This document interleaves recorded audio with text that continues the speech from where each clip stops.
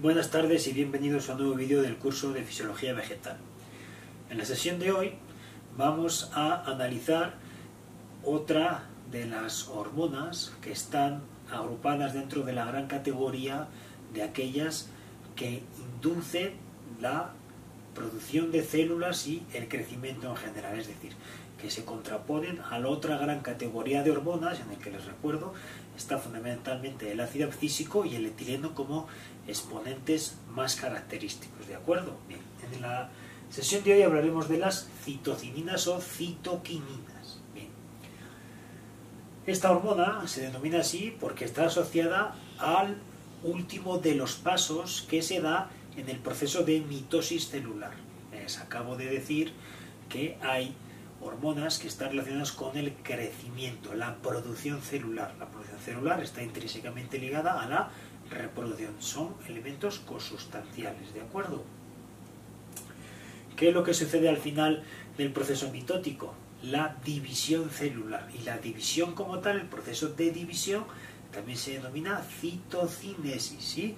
Ese especie de encorsetamiento, de disminución del diámetro a nivel ecuatorial en la célula, ¿sí? Y por consiguiente luego la división en dos entidades celulares separadas se denomina citocinesis. Entonces estas hormonas están denominadas de esta manera porque están relacionadas directamente con el proceso de producción de células, ¿de acuerdo? Bien. Primero, algo que debemos entender es que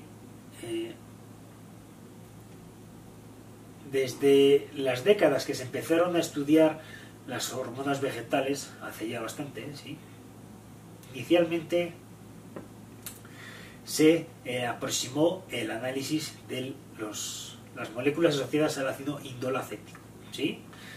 Y teniendo en consideración que el crecimiento y desarrollo vegetal se ocupa de procesos, ¿sí?, asociados a organismos complejos, se infirió que debía haber más hormonas implicadas en ello, ¿sí? Debía haber una confluencia de hormonas que derivaría finalmente en una respuesta celular coordinada, ¿sí? Les indicaba al principio que debe establecerse un nivel de equilibrio, un nivel de concentración entre la presencia de una hormona y de otra para finalmente generar una respuesta más adecuada al ambiente. En este sentido, al principio se abordó el análisis del ácido indolacético, pero posteriormente, fijándose en elementos de la planta que tenían un rápido crecimiento o un desarrollo, ¿sí?, también razonablemente acelerado con respecto de otras partes de la planta, se decidió investigar otras sustancias con potencial acción hormonal. Y en este sentido se aisló una molécula que se denominó las citoquininas, esta familia de hormonas, que es básicamente lo que les pongo aquí. Entonces, ¿en qué tipo de estructuras se fijaron los fisiólogos vegetales? Por ejemplo, en la actividad meristemática. Les recuerdo, los meristemos son tejidos, ¿sí?, que permanecen en estado embrionario y por consiguiente tienen una actividad en la producción celular continua, mantienen un estado indiferenciado, puesto que su función es surtir a ese organismo que está en crecimiento constante de la población de células necesaria para articular todos sus órganos, ¿de acuerdo? Entonces tenemos los meristemos, tenemos las semillas en germinación, que también lógicamente tienen un desarrollo rápido respecto de otras fases o otros órganos que, digamos, crecen vegetativamente pero más lentos, ¿sí? Los frutos en maduración, las raíces en desarrollo, ¿de acuerdo? Bueno, vamos a continuar con esta diapositiva que resume o enumera las principales funciones con las que se ha relacionado la actividad o el efecto fisiológico de las citoquininas en los tejidos vegetales. Y vamos a ir explicando de forma pormenorizada una a una cada una de las funciones, ¿sí? Bien, inicialmente les indico, estimulan la división celular, ¿de acuerdo? Bien, en realidad no es un efecto que tengan, digamos, de manera aislada, ¿sí?, sino que la división celular la estimulan siempre y cuando también exista la confluencia o la presencia de ácido indolacético. ¿Sí? Para que se produzca división celular debe haber también elongación celular, debe haber también un proceso de extensibilidad de la pared. Por consiguiente, la presencia de indolacético junto con citoquininas deriva en la producción celular. ¿Sí? Entonces, es la primera de las funciones relacionada a la presencia de citoquininas. ¿Qué más? Fíjense, dice, estimula la morfogénesis, ¿sí? Y aclara, iniciación de tallos, formación de yemas en cultivo de tejidos. Bien, la morfogénesis, acuérdense que es ese término para referirse a aquel mecanismo que explica la producción de los órganos, fundamentalmente, la articulación de la morfología de las plantas, pero la morfología de las plantas debe ser entendida de forma general como la constitución y distribución de sus órganos, ¿sí? Entonces la raíz, los tallos, las estructuras de soporte y los tejidos foliares. Bien, la presencia de citocininas, ¿sí?, inicia o estimula la formación de tallos y la formación de yemas, ¿sí? Induce la división celular en los meristemos, y los meristemos, una vez que empiezan a generar células y estas células identifican o están sometidas a un estrés con diferentes tipos de gradientes, comienzan a diferenciarse, ¿sí? Es decir, comienzan a expresar un perfil genético, ¿sí?, derivado de un microambiente, de un tipo de condición ambiental que perciben. Y eso finalmente desemboca en un fenotipo, es decir, en un perfil de expresión particular, que lógicamente va a desempeñar una función en concreto dentro del individuo, ¿sí? Entonces, en este caso, los tallos, pues ya hemos hablado de ellos, tienen que ver con el soporte, tienen que ver con la distribución de sustancias, y las yemas, que finalmente derivarán bien en otras ramificaciones o en la formación de brotes que posteriormente generarán tejido foliar. Pero en todo caso, hay que resaltar que las citoquininas tienden a incrementar la biomasa del organismo, ¿de acuerdo? Siempre en confluencia, les insisto, con el ácido indolacético. ¿Qué más?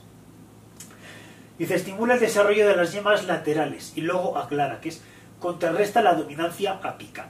Bien, si recuerdan, cuando analizábamos el tema de las ausinas, les indicaba que si en un experimento, en este caso de plantas del género Coleus, de geranio, eliminábamos el meristema apical caulinar, resulta que estábamos amputando la parte de la planta que producía, digamos, con mayor cantidad, con mayor concentración ausina, ¿sí? Entonces, cuando eso sucede, deja de haber un flujo de ausina en sentido basipétalo, es decir, desde arriba hacia abajo, y eso tiene como consecuencia que la planta deje de crecer hacia arriba, pero empieza a crecer lateralmente, ¿de acuerdo? Empieza a crecer lateralmente.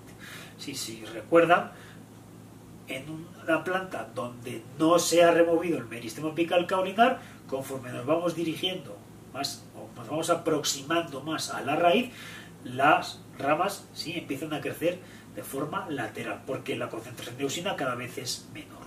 Bien, bueno. Entonces, ¿qué hacen las citoquininas? Contrarrestan esta dominancia apical. Entonces, cuando hay presencia de citoquininas, también hay desarrollo de yemas laterales.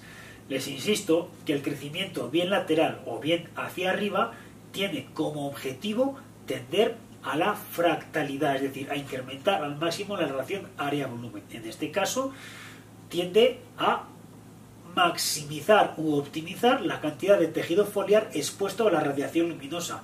¿Con qué objetivo? Captar la mayor cantidad de energía fotónica para posteriormente utilizar esa energía en la producción de biomasa vegetal, ¿sí? Que les insisto, tiene que ver con la categoría en la que está englobada las citoquininas. Fíjense, ¿qué más? Dice, estimulan la expansión foliar debido al alargamiento celular. Bueno, les insisto, hay expansión foliar, si se dan cuenta, las hojas sí tienen un crecimiento determinado, entendiendo que tienen un proceso, ¿sí?, de crecimiento desde un tamaño pequeño hasta un tamaño promedio. Sirven o siguen una distribución de Gauss, ¿de acuerdo? Entonces, cuando hay citoquininas y ausinas, se produce la elongación y la división celular. Y ello tiende, como consecuencia macroscópica a percibir el crecimiento de los órganos, en este caso las hojas, ¿de acuerdo? Que tiene que ver, lógicamente, con la captación de energía para generar biomasa, para producir energía, para redistribuir en la planta y incrementar la masa foliar, ¿sí? Bien. Vamos a continuar. Fíjense qué interesante. Dice, pueden incrementar la apertura estomática en algunas especies. El hecho de que se induzca la apertura estomática tiene como consecuencia que se incremente la intensidad de flujo de la evapotranspiración. ¿Por qué podría inducir una hormona la pérdida de agua por evapotranspiración? Porque quizá ustedes pudieran teorizar que la pérdida de agua por evapotranspiración podría significar una pérdida de agua o del balance hídrico para la planta y por consiguiente un daño. La consecuencia en realidad hay que interpretarla en términos de mantener siempre el tejido foliar con las cantidades hídricas suficientes, ¿de acuerdo? Si hay evapotranspiración es porque hay suficiente agua como para no desbalancear desde el punto de vista hídrico el contexto de la planta, ¿sí? En este sentido hay que hablar que este efecto de las citoquininas se ve contrarrestado por la presencia de otra hormona que se denomina ácido abscísico, ¿sí? Entonces, el ácido abscísico tiende a mantener el agua en el interior de la planta, mientras que las citoquininas, en este caso, tienden a maximizar o a incrementar la evapotranspiración. ¿Con qué objetivo? Mantener la cantidad de agua suficiente en el tejido foliar y con ello abastecer de forma óptima los procesos fotosintéticos, ¿de acuerdo? De tal manera que se pueda captar la mayor cantidad de energía y nuevamente incorporar la mayor cantidad de biomasa, ¿sí? Bien.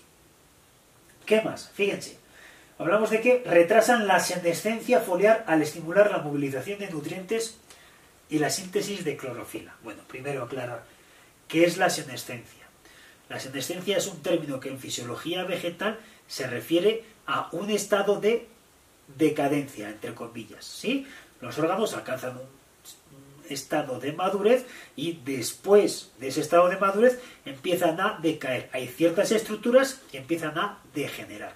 A este proceso de degeneración generalizada en un órgano o incluso en una parte de la planta, bien sea por condiciones ambientales, por presencia de otro tipo de elemento biótico y abiótico, derivan una senescencia. Entonces, ¿qué es lo que hacen las citoquininas?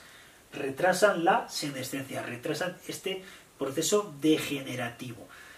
¿Qué es lo que sucede? Que hay determinadas épocas del año en el cual las plantas, por ejemplo las de hoja caduca, pierden las hojas, ¿de acuerdo? Pierden las hojas. Se dirigen a un periodo de latencia. Entonces, hay un momento en el cual las condiciones ambientales inducen la producción de una hormona que es el abscísico, que tiende a inducir la senescencia y la producción de citoquininas. Entonces, mientras hay un balance de abscísico con citoquininas, ¿sí?, puede haber un efecto u otro. En cuanto el abscísico supera la concentración de citoquininas, empieza a haber senescencia, pero mientras esto no sucede, entonces las citoquininas retrasan la senescencia, mantienen el tejido foliar en la parte aérea de la planta y por consiguiente se está induciendo la planta a mantener el proceso fotosintético, con lo que ello conlleva desde el punto de vista energético, ¿de acuerdo?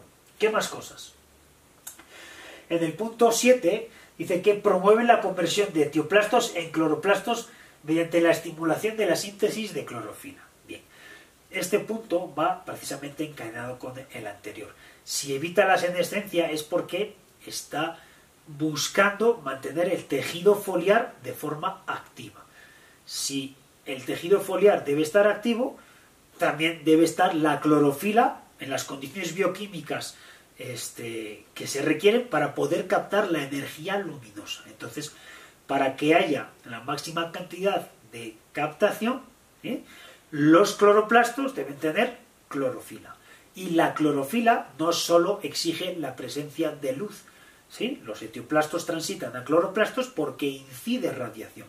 También hay una regulación de la expresión basada en la presencia de citoquininas, que es exactamente a lo que se refiere, en transitar estos plastos indiferenciados, blanquecinos, ¿sí? Los etioplastos, y que se dirijan o desemboquen en el perfil de cloroplasto, de un orgánulo fotosintéticamente activo, ¿de acuerdo?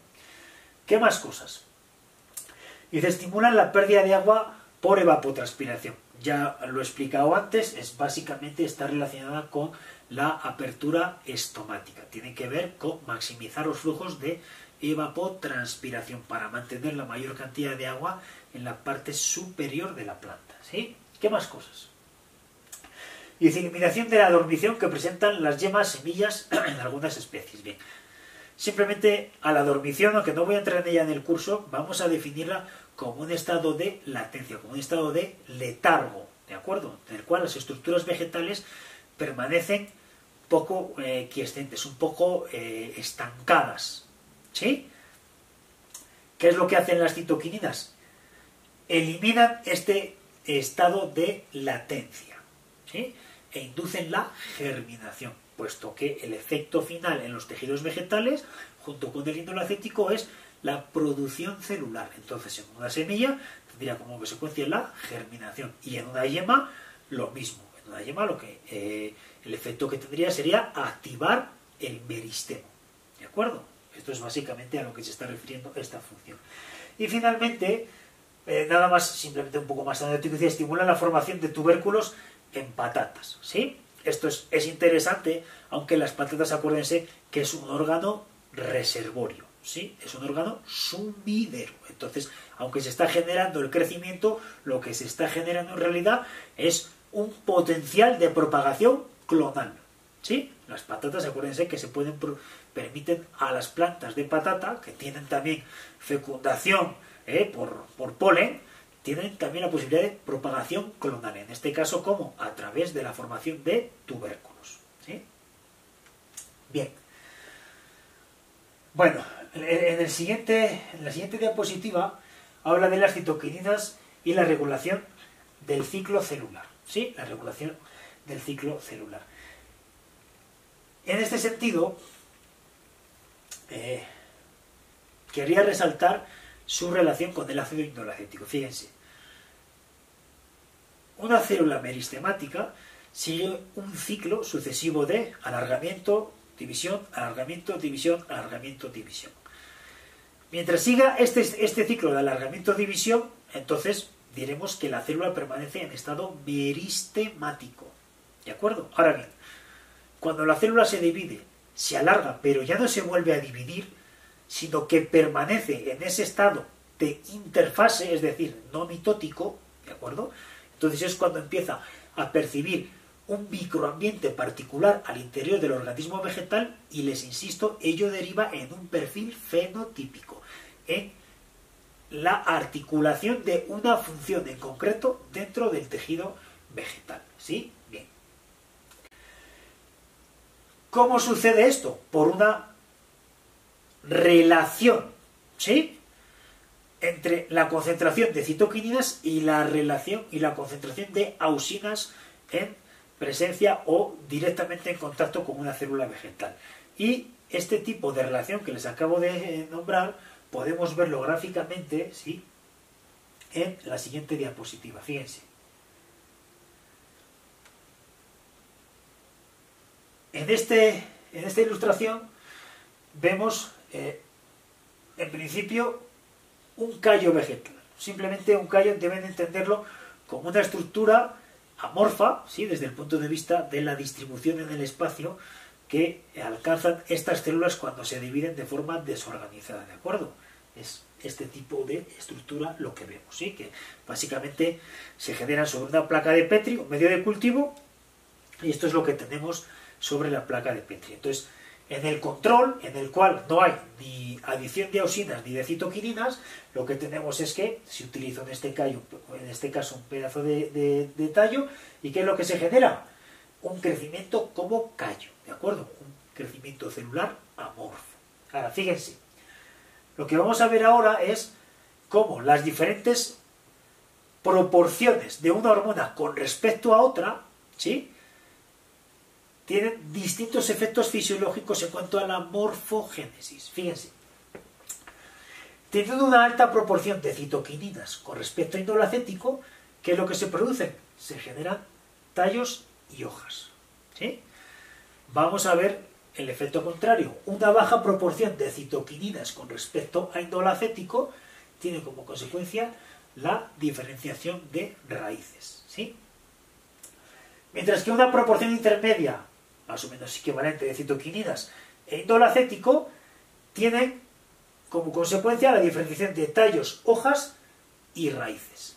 ¿Sí? Entonces, es algo interesante que entiendan que el efecto fisiológico está en función de cómo es la proporción de un tipo de hormona con respecto a otro. Ahora, ¿qué es lo que causa que se produzca más hormona que otra?